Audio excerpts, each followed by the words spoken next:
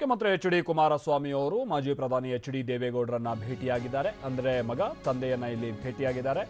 ಪ್ರಮುಖವಾಗಿ ಇದು ಕುತೂಹಲ ಕೆರಳಿಸ್ತಾ ಇರೋದು ಅಥವಾ ಯಾವ ವಿಚಾರವಾಗಿ ಅಂತ ಅಂದ್ರೆ ಲೋಕಸಭೆ ಸೀಟು ಹಂಚಿಕೆಗೆ ಸಂಬಂಧಪಟ್ಟಂತೆ ಉಭಯ ನಾಯಕರು ಚರ್ಚೆ ನಡೆಸ್ತಾ ಇದ್ದಾರೆ ಅನ್ನೋದು ಗೊತ್ತಾಗ್ತಾ ಇದೆ.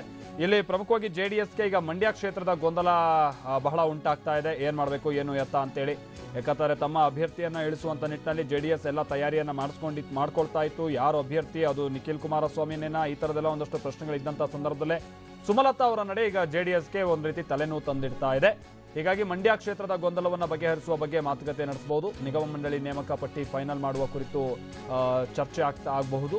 ಬೆಂಗಳೂರಿನ ಪದ್ಮನಾಭನಗರದಲ್ಲಿರುವಂಥ ನಿವಾಸದಲ್ಲಿ ಮಾತುಕತೆ ನಡೀತಾ ಇದೆ. ಎಚ್.ಡಿ. ಜೊತೆ ಸುಮಾರು 1.5 ಗಂಟೆಗಳ ಕಾಲ ಚರ್ಚೆಯನ್ನು ನಡೆಸಿದ್ದಾರೆ ಮುಖ್ಯಮಂತ್ರಿಗಳು ಅನ್ನೋದು ಗೊತ್ತಾಗ್ತಾ ಇದೆ.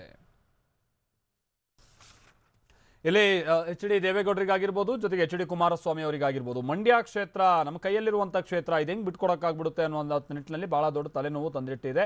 ಅದರಲ್ಲೂ ಆಯಿತು ಸುಮಲತಾ ಅವರು ಈಗ ಕಂಟೆಸ್ಟ್ ಮಾಡುವಂಥ ನಿಟ್ಟಿನಲ್ಲಿ ಅವರು ತಯಾರಿಯಲ್ಲಿದ್ದಾರೆ ಅನ್ನೋದು ಭಾಳ ಸ್ಪಷ್ಟವಾಗಿ ನಮಗೆ ಗೊತ್ತಾಗ್ತಾ ಇದೆ. ಅವರು ಕೆಲ ದೇವಸ್ಥಾನಗಳಿಗೆ ಭೇಟಿ ಕೊಡೋದು, ಮಂಡ್ಯದ ಜನತೆ ಜೊತೆಗೆ ಭಾಳ ಆತ್ಮೀಯವಾಗಿ ಅವರು ನಡೆದುಕೊಳ್ತಾ ಇರುವಂಥ ರೀತಿ, ಆಮೇಲೆ ನನಗೆ ಅವಕಾಶ ಸಿಕ್ಕಿದ್ರೆ ಖಂಡಿತ ನಾನು ಸ್ಪರ್ಧೆ ಮಾಡ್ತೀನಿ, ಅದು ಅಂಬರೀಷ್ ಅವರು ಪ್ರತಿನಿಧಿಸ್ತಾ ಇದ್ದಂಥ ಕ್ಷೇತ್ರ, ಆ ಕ್ಷೇತ್ರದ ಜನತೆಯ ಸೇವೆ ಮಾಡೋದಕ್ಕೆ ನನಗೂ ಅವಕಾಶ ಸಿಗಬೇಕು ಅನ್ನುವಂಥ ನಿಟ್ಟಿನಲ್ಲಿ ಅವರು ಕೂಡ ಈಗ ಕೊಡ್ತಾ ಇರುವಂಥ ಒಂದಷ್ಟು ಸ್ಟೇಟ್ಮೆಂಟ್ಗಳು ಜೆಡಿಎಸ್ಗೆ ತಲೆನೋವು ತಂದಿಡ್ತಾ ಇದೆ. ಇದು ದೋಸ್ತಿಗಳ ನಡುವೆ ದೊಡ್ಡ ರಂಪಾಟಕ್ಕೆ ಕಾರಣ ಆದರೂ ಕೂಡ ಆಶ್ಚರ್ಯ ಇಲ್ಲ. ಈ ಕಾರಣಕ್ಕಾಗಿ ಬಹಳ ಎಚ್ಚರಿಕೆ ಹೆಜ್ಜೆ ನೀಡಬೇಕು. ಯಾಕಂತಂದ್ರೆ ಈಗ ಆಲ್ರೆಡಿ ನಾವು ಗಮನಿಸಿದ್ದೀವಿ ಜೆಡಿಎಸ್ನ ವಿಧಾನ ಪರಿಷತ್ ಸದಸ್ಯ ಶ್ರೀಕಂಠೇಗೌಡರು ಕೊಟ್ಟಂಥ ಒಂದು ಸ್ಟೇಟ್ಮೆಂಟ್ ಜೆಡಿಎಸ್ಗೆ ಯಾವ ರೀತಿಯಾಗಿ ಅಲ್ಲಿ ಜನ ತಿರುಗಿ ಬೀಳೋದಕ್ಕೆ ಕಾರಣ ಆಯಿತು ಅಂತೇಳಿ. ಈ ಒಂದು ಸುಮಾರು 7 ಕ್ಷೇತ್ರಗಳಲ್ಲಿ 7 ಕೂಡ ಜೆಡಿಎಸ್ನ MLAಗಳಿದ್ರೂ ಕೂಡ ಸುಮಲತಾ ಅವ್ರ ಬಗ್ಗೆ ಆಡಿದಂಥ ಮಾತು ಯಾವ ರೀತಿಯಾಗಿ ಅವರಿಗೆ ಡ್ಯಾಮೇಜ್ ಆಯಿತು ಅಂತೇಳಿ ಈಗ ಬಹಳ ಎಚ್ಚರಿಕೆ ಹೆಜ್ಜೆ ಇಡಬೇಕಾಗಿದೆ. ಆ ಕಾರಣಕ್ಕಾಗಿ ತಂದೆ ಮಗ ಇಲ್ಲಿ ಬಹಳಷ್ಟು ಹೊತ್ತು ಸುಮಾರು 1.5 ಗಂಟೆಗಳ ಕಾಲ ಚರ್ಚೆ ನಡೆಸಿದ್ದಾರೆ. ಈ ಸಂದರ್ಭದಲ್ಲಿ ಬೇರೆ ಬೇರೆ ವಿಚಾರಗಳ ಬಗ್ಗೆನೂ ಕೂಡ